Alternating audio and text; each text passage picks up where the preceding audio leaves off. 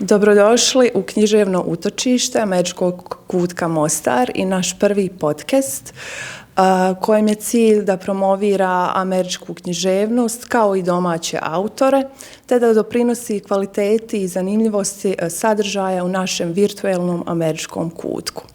Danas govorimo o Louise Gluck, nagrađivanoj američkoj pjesnikinji koja je zapravo prošle godine, to je 2020. godine, dobila Nobelovu nagradu za književnost. Gost podcasta je nagrađivani mostarski književnik Mirko Božić, koji piše poeziju, prozu, književnu kritiku i kolumnistiku i koji će nas pobliže danas upoznati sa stvaralaštvom Louise Gluck. Tako da, Mirko, dobro nam došao u književno utočište i za početak nam možeš predstaviti sve važno što bi trebali znati o Louise, koja, iako je Nobelovka, mnogi nisu čuli za nju i čija će poezija zapravo tek postati popularna. Nobelova nagrada, jedna od njezinih značajki, ajmo reći, da autoru daje još više eksponiranja i u onim dijelovima svijeta gdje dotada nije bio poznat u onome najširem smislu riječi. To je slučaj sa Louise Gluck, koja je ovdje manje ili više bila nepoznata sve do dobitka Nobelove nagrade i tek sada se malo počinju prevoditi njezine pjesme, njezine knjige. Ona je naravno afirmirana američka autorica koja je objavila 12 zbirki pjesama. Ona trenutno djeluje na sveučilištu Yale i kako da kažem, ona zapravo kroz već dugi niz godina se bavi jednom tematikom koja je na neki način i dovela do Nobela na kraju, a to je jedan duboko psihološki pristup tematici, dakle, sebstva, kako da kažem, onoga. Ona poniče u sebe kako bi izvukla iz čitatelja nešto što možda ni sam nije znao da ima u sebi. Pjesnik Robert Hass je nju nazvao jednim najčišćih i postignutiji, kako bi rekao, najzaokruženijih poetskih glasova koji trenutno su aktivni u američkoj književnosti. I jedan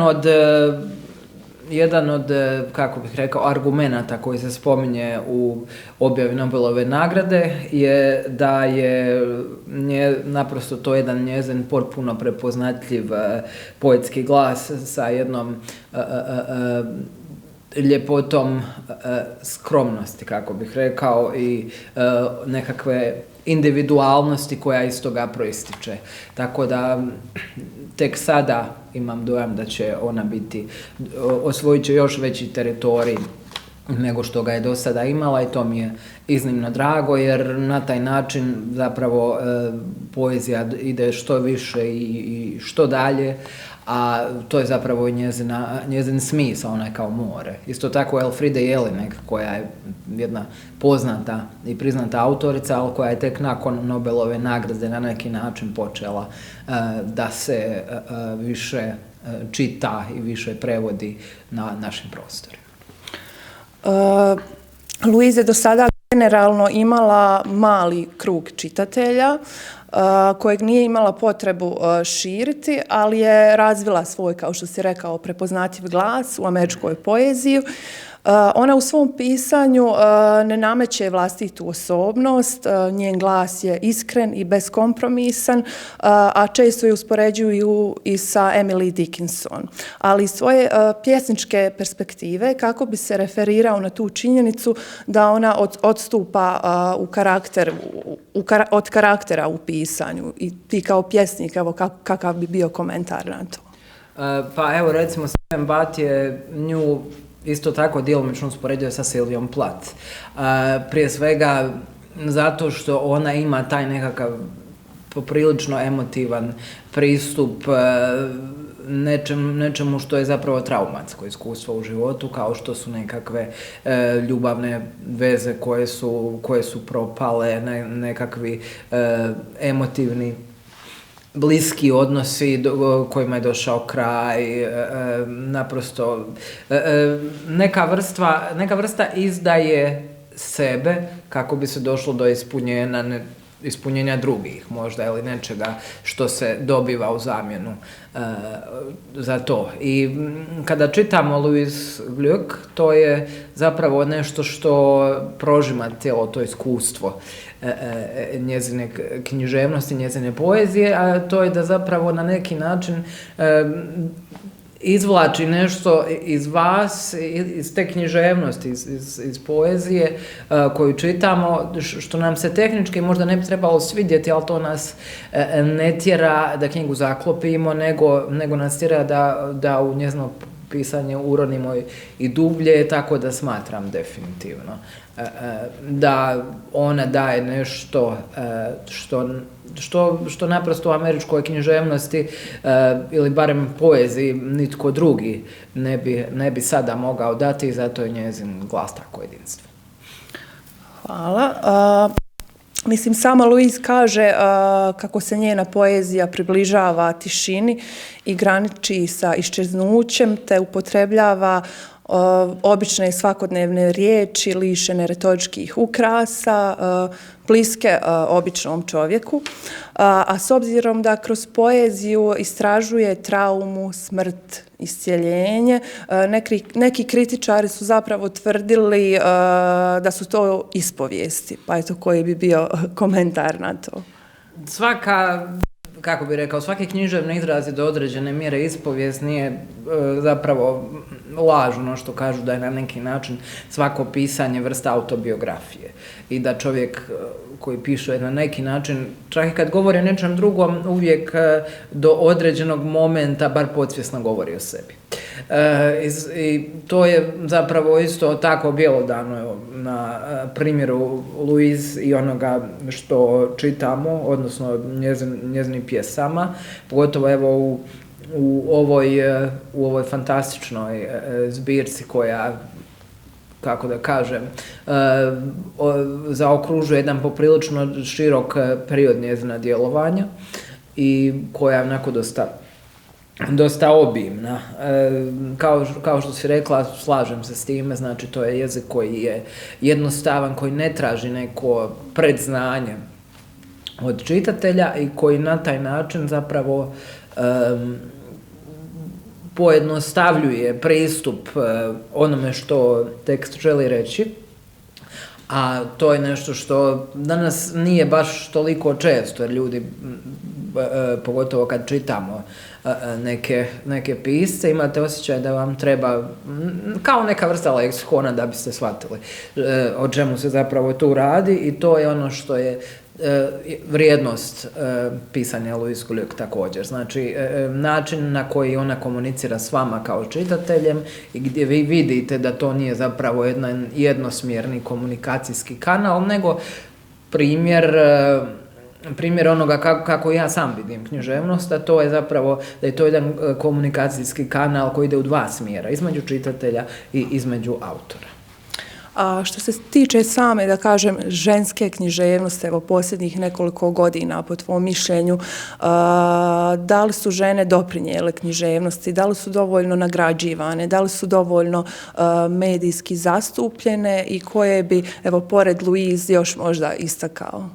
Pa, znači, definitivno se dešava jedan trenutak u kojem su autorice, znači pjesnikinje, prozaistice, dramaturginje i tako dalje, koje su nevjerovatno eksponirane. Znači, od scene u Hrvatskoj, gdje recimo imate sada primjer gdje je nagrada za najbolji dramski tekst dodijeljena 6 autorica, znači igrom slučaja sve su žene u pitanju.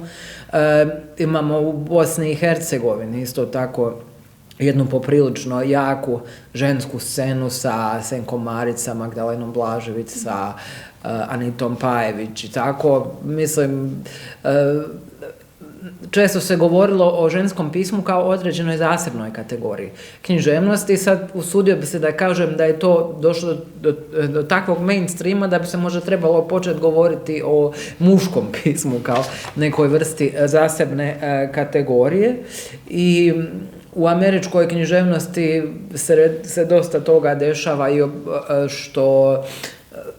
što zaokuplja pažnju, a sasvim sigurno ima tu još mnogo nekih zanimljivih ženskih imena. Mene uvijek najviše interesiraju oni koji se tek pojavljuju, jer ipak Louise Glück, isto kao i neki autori poput recimo Toni Morrison, pokojne, oni imaju već iza sebe cijeli jedan opus, a ovo su opusi koji se tek trebaju formirati i gdje ste uvijek na neki način zainteresirani šta će se tu desiti. Sad imate, ne znam, neke koji su medijski poprilično eksponirani, ne znam, od Amande Gorman recimo do drugih koji prilaze tome, ajmo reći, malo tiše, pa onda im treba duže vremena da dođu do svoje publike. Evo i Louise Glück je u krajnjem slučaju jedan sjajan primjer, zato što kad vidimo svu tu silu nagrada koju je dobila, a s druge strane, mislim, iskreno trebalo mi je jedno vrijeme da se udubim, da vidim šta je žena napisala i da li postoji prijevod. Evo, igrom slučaja sve donedavno prijevod nije postojao, ali evo sada nakon Nobelove nagrade uvjeren sam da će knjiga biti objavljena. A evo za sami kraj podcasta, dakle, pročitat ćeš nam nekoliko Louisinih pjesama na engleskom jeziku, tako da svi oni koji gledaju se, a koji ne znaju za način njenog pisanja i poeziju, da se pobliže upoznaju s njom. Šta si nam odabrao za danas? Pa evo recimo jedna pjesma koja mi se svidjela, zove se Grandmother in the Garden. The grass below the willow of my daughter's wash is curled with earworms, and the world is measured into row on row of unspiced houses, painted to seem real. The drugged Long Island summer sun drains patterns from those empty sleeves beyond my grandson squealing his pen. I have survived my life. The yellow daylight lines the oak leaf, and the wire vines melt with the unchanged changes of the baby.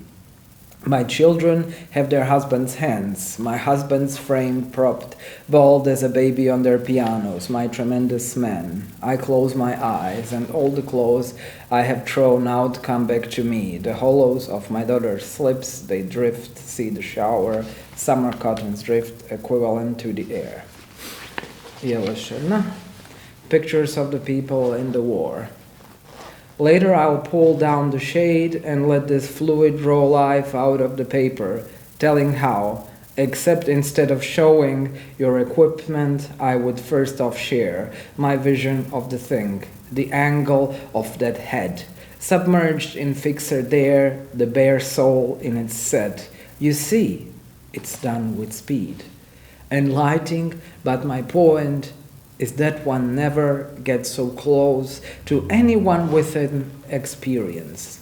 I took these pictures of the people in the war about a year ago. Their hands were opening to me like language, tanks and dwellings, meanwhile misty in the air. Dakle, kao što vidimo, i sama kaže, their hands were openings to me like language, tako i ona otvara jezik kojim piše, jezik svojih pjesama, svoje poezije nama kao čitateljima i poziva nas da uđemo. I uvjeren sam tko god uzme sebi vremena da čita njezinu poeziju, da će na isti taj način ući i da će ga zaokupiti. Hvala ti puno, Mirko.